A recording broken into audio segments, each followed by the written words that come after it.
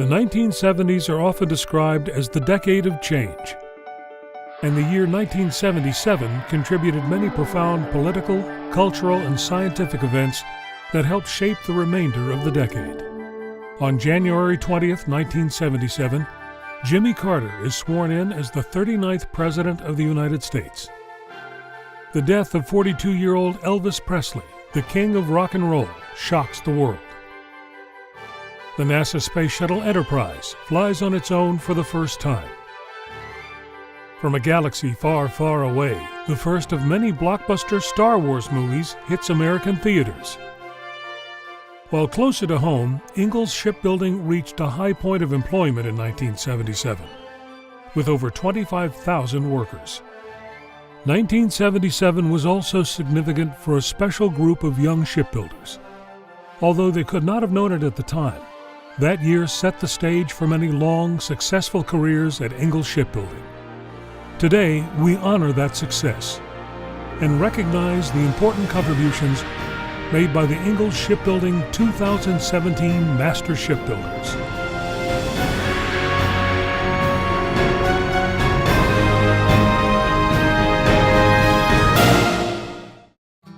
Got my high school diploma at Pasco High School. Turned 18 in January of '77. Came here in February of '77. I went to school in Leakesville. I graduated from Leakesville High. And right out of high school, I came to Ingalls Shipbuilding.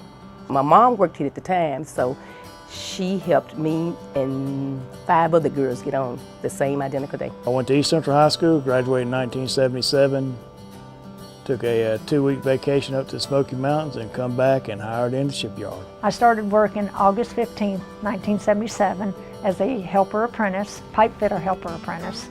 And I went to work on the East Bank at the Walker Yard.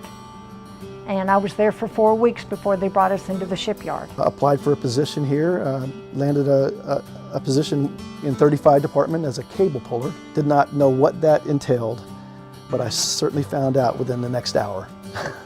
I was 19, and when I was on the East Bank, and coming in, it was scary because there were so many people, and especially when I went on the ship, I was really scared. I had cousins that worked here at Ingalls, contacted them, and they said, well, hey, we're hiring, so we'll get you in as a helper. You come in the yard and it's like, man, look at all this. It's like, I ain't never seen things like that before, not knowing nothing about how to build ships, wondering, how's all this go together? It's like one big jigsaw puzzle. But the place was huge. It didn't look that big from Highway 90, but when you're walking and trying to, just get from one point to another, you realize how big this place is. When I came in out in the bays, it was like back to back with the units of DDs. And then you had an LHA that was being built at the time. It was a booming place. We had the Spruance class going, and they were putting the ship in the water every 6 to 7 weeks, and it was booming back then. Getting here wasn't the bad part, but whenever everybody left at 3:30, now you talk about 15, 20,000 people trying to get out of the shipyard at one time on a 2-lane road. It wasn't fun. I'd worked around ships a lot as a kid, so that wasn't no big thing to me. And when I transferred to the West Bank, that was a whole nother world. In 1977, the median household income was about $12,000. The cost of a first-class postage stamp was 13 cents. The Chevrolet Impala Caprice was the best-selling passenger car in the U.S., with a base model sticker price of around $5,000. And the average cost of buying a new home crept above $50,000. When I started out, I was making $2.60 an hour. When I hired in, $2.60. $3.25. Never forget it. I could do a lot of partying on the weekend. $3.25 an hour. And that was big money too. $3 and a whole 32 cents an hour. I'd been working at Winn-Dixie for about $2.74, so it was a bump up. And I saved my money up and I bought a car. A 1968 Boat Tail Riviera. 1974 Ford Maverick. And my first overtime check, I went and bought a Pioneer 8-track stereo and put it in with mind blower speakers. And a guy tried his best to talk me into buying a cassette player, and I said, well, I don't have any cassettes, I have 8 tracks. I had a 1976 Mercury Bobcat. Whenever I got that vehicle, my dad told me he'd help me get a vehicle. He said, new, used, he said, it doesn't matter, other than the fact if I make a payment on it or I put gas in it, I'm driving. An orange Pinto. And my husband's family, they also had Pintos too, so that when we go to Jackson, here we'd have 3 Pintos up in the driveway because we were the Pinto family. I think about a Cutlass, CS Supreme Cutlass, a white Cutlass. And today I'm the proud owner of a 2016 Lexus 350. Yes. At Ingalls, our young shipbuilders were learning the ropes. While the early part of the 1970s was devoted to implementing modular ship construction, the second half of the decade became a testament to the shipyard's success. In the mid-1970s, Ingalls began delivering destroyers and assault ships on an average of 1 every 6 weeks, then delivered the last 8 ships 1 a month, setting a peacetime production record. In all, Ingalls delivered 35 new surface combatant ships to the U.S. Navy between August 1975 and June 1980, just under 5 years. After pipe fitting, I became an outside surveyor, and I did that for about 5 years, and then I became a production planner, and I've been doing that for about 20-some years. I started out in 35 department, electrical department, and I worked my way up into finance right now. But I've been through engineering, quality assurance, program office. I've been through quite a bit, even working with IT. There's several ships I worked on, the Ticonderoga, USS Kidd, the Macon Island. I got a chance to see LHA-6 roll on the tracks when they got ready to put it on the pontoon. And then when we finally got it ready for sea trial, they cleaned the docks off, the sweepers came in, and it was dusk dark. And honey, I mean, like everybody had gone for the day, you know, we're getting ready for sea trial. And I stood on that dock, I'm like, man, that's a beautiful ship. Yeah, I'm prejudiced when it comes to LHA-6. I was really prejudiced. I love that boat. One thing that really sticks with me today is working the coal. I mean, like I say, I set foot on it whenever it was still on the back of the Blue Marlin when it come in on the East Bank the day it arrived. And we actually worked Christmas Eve, taking it off of the back of the Blue Marlin and getting it back pier side on the East Bank before it was brought back up on land. It's just, there was a sadness in the air, no doubt, you know what I mean, because of the lives that was lost on the ship. But it was, to some degree, it was a proudness that we had built that ship and it was met the capabilities, it was strong enough that it was able to survive. And we were able to rebuild it and put it back together. I get emotional now because it was so devastating. And I was just really wanted to work on it and make it complete again, because this was part of us. And everybody was just in full gear to do what we can to prepare the ship, to get it back out on the fleet, to send it back home. We did the decks on the Wisconsin, the teak decks. We replaced them with straight run fur. When we finished that job up, I thought, wow, that looks good. That's something really to be proud of there, because it made a statement. You know, the hat makes a good storage place for my pens as well, obviously, but they each represent, you know, the life of the shipyard, where it started out basically Ingalls, the first 5 years, the next 5 years, you know, 15 years, 20 years, and then you can see where Northrop Grumman, you know, took over, and so I received a pen from Northrop Grumman, and then we're back to Ingalls. First of all, I went through the pipe fitter regular apprentice program, and when I was going through the program, I was also taking some courses at the junior college. I went on to USM and got my bachelor's degree. Then I went on to William Carey and got my master's in business. And the company has been wonderful to me to pay for all of my education. As true today as it was back then, shipbuilding is hard but rewarding work. And the wages in 1977 were among the best for those ready to start a family of their own. You know, one of the things that come to my mind is, you know, what the shipyard has done for me, what it's provided for me. You know, I have 2 sons out here now, so you know they're going to be expecting a career out here as well as I did, and it gave me a good lifestyle for me and my family. This job has been exceptionally good for me. I helped my mother out, and I raised my daughter, and she went off to college, and just it's just amazing.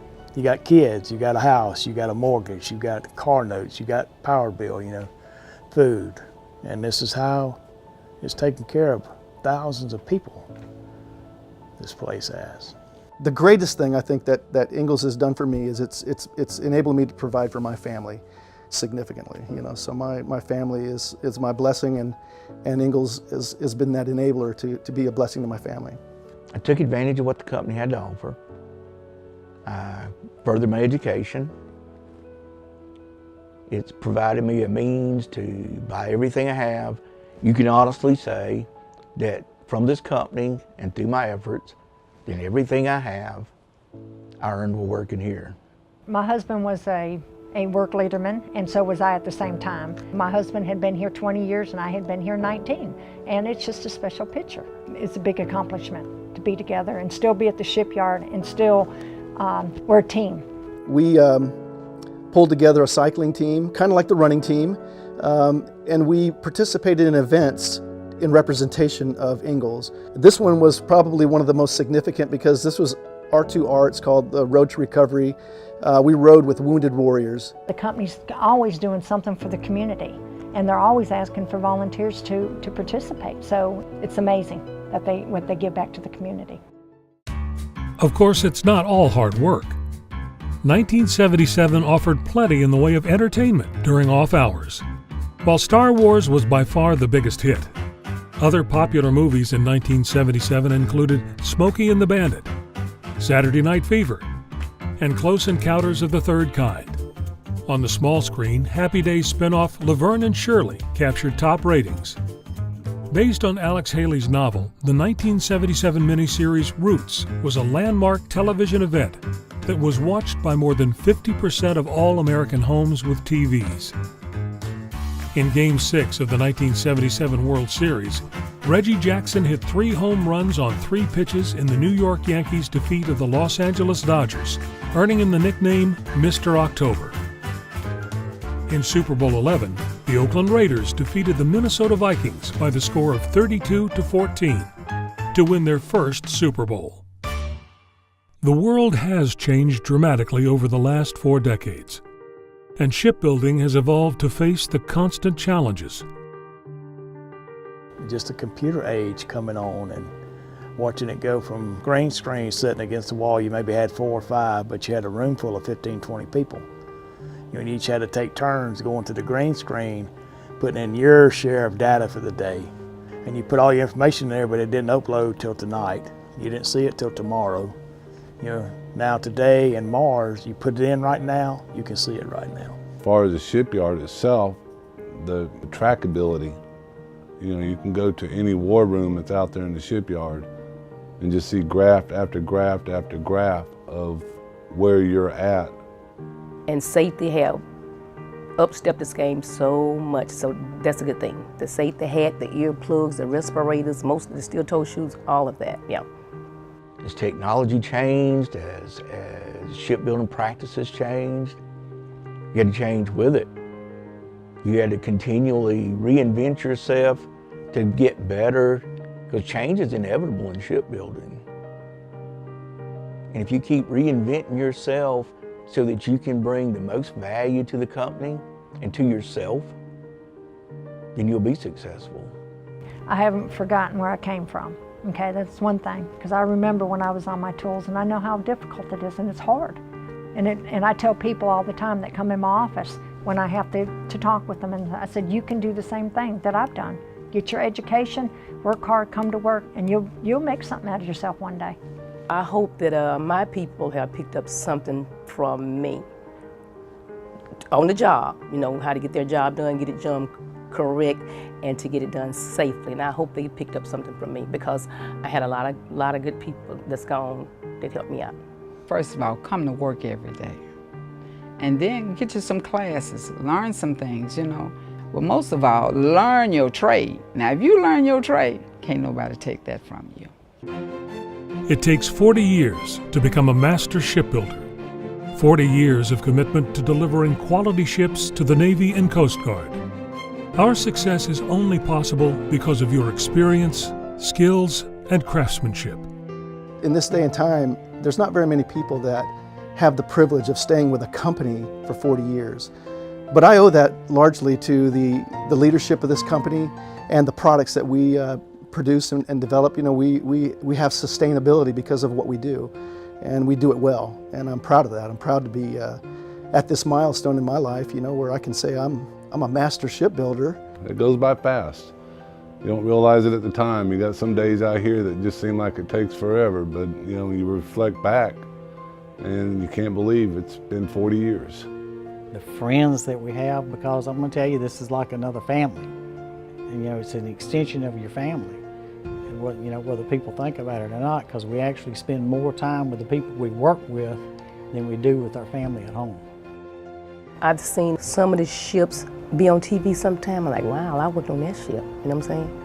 And some incidents here recently, when, you know, we go out to war, you see your ships, or you see ships like your ship that you build, you know, that makes you proud. We do some fabulous things here, things that they don't do nowhere else in the world, and I'm really proud of that.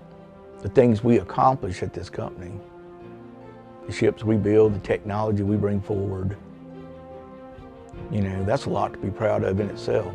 You know, there's nothing greater, I think, than to see a ship sail away. You know, when you see a ship sail away, you know that you've contributed to that end product. Every time we deliver a ship, it's a win. You know, and so yeah, it's a winning team. This Ingalls is a winning team, and I'm glad to be a part of it.